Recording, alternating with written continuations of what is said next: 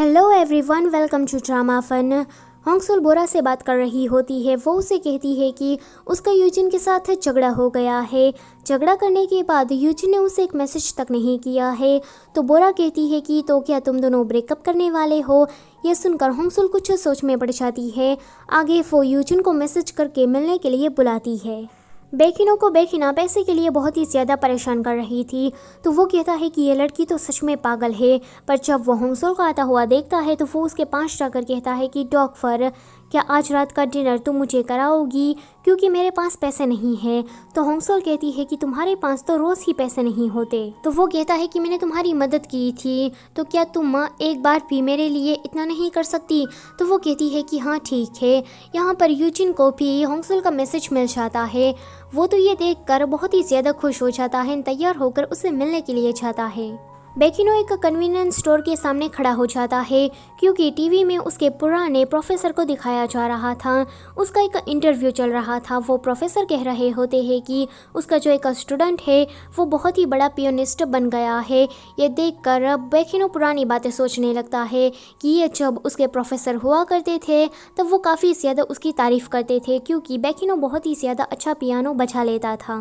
पर एक दिन उसका हाथ इंजर्ड हो गया, तब से ही उसने पियानो बजाना छोड़ दिया है। ये सारी बातें सोचकर वो रोने लगता है। दूर से होंगसुल भी उसे रोते हुए देखती है, तो वो उसके पास आकर छाते से कवर कर लेती है। आगे ये दोनों जा रहे होते हैं।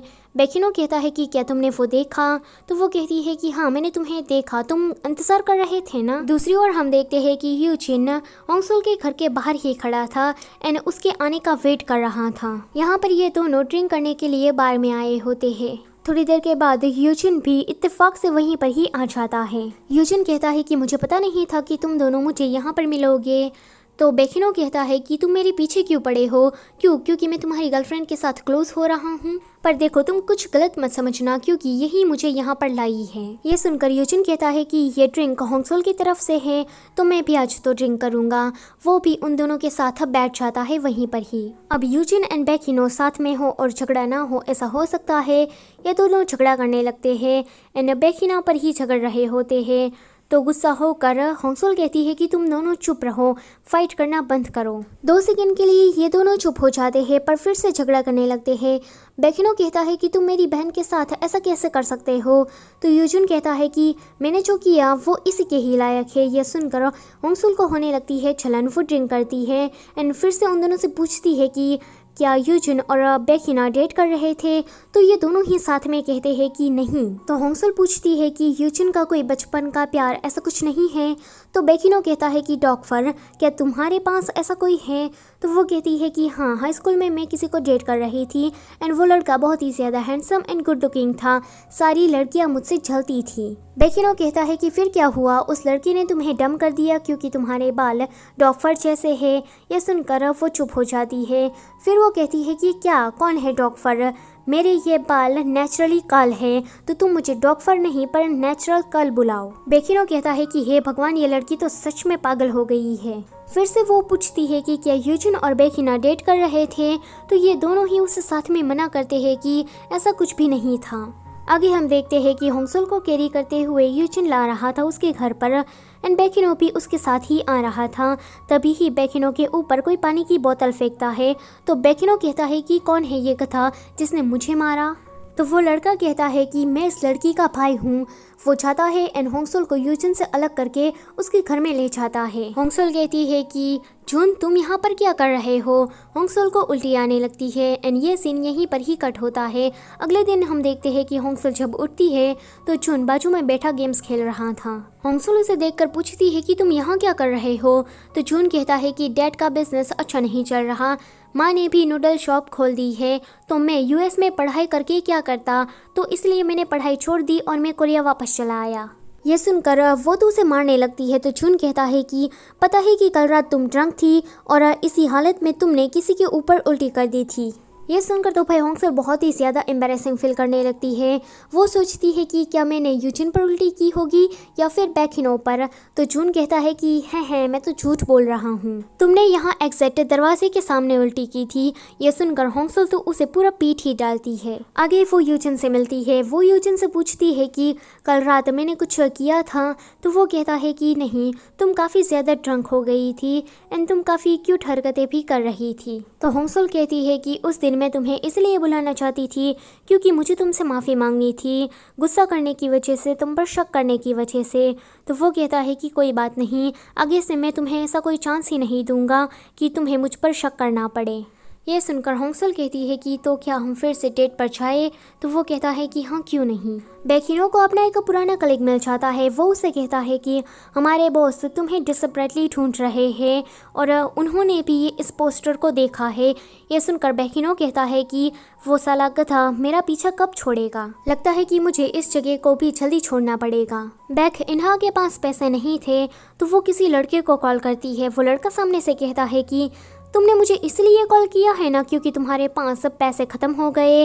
मुझे पता था, पर देखो मुझे डिस्टर्ब मत करो क्योंकि मैं अपनी गर्लफ्रेंड के साथ डेट पर आया हूँ और अब मुझे ना तुम पर दया आती है कि तुम तो कितनी बेचारी हो। ये सुनकर बैकिनो उसे कहती है कि सुअर की औलाद, तुम होते कौन हो मुझे ये सब कुछ कहने वाले। आगे वो बैकिनो से पैसे मांगने के लिए कॉल करती है। तो बैकिनो उसे कह देता है कि मेरे पास पैसे मत मांगना क्योंकि मेरे पास फूटी कौड़ी भी नहीं है, सच कह रहा हूँ। फिर अगले सीन में हम देखते हैं कि होंगसल ने यूजिन को एक घड़ी गिफ्ट में दी होती है।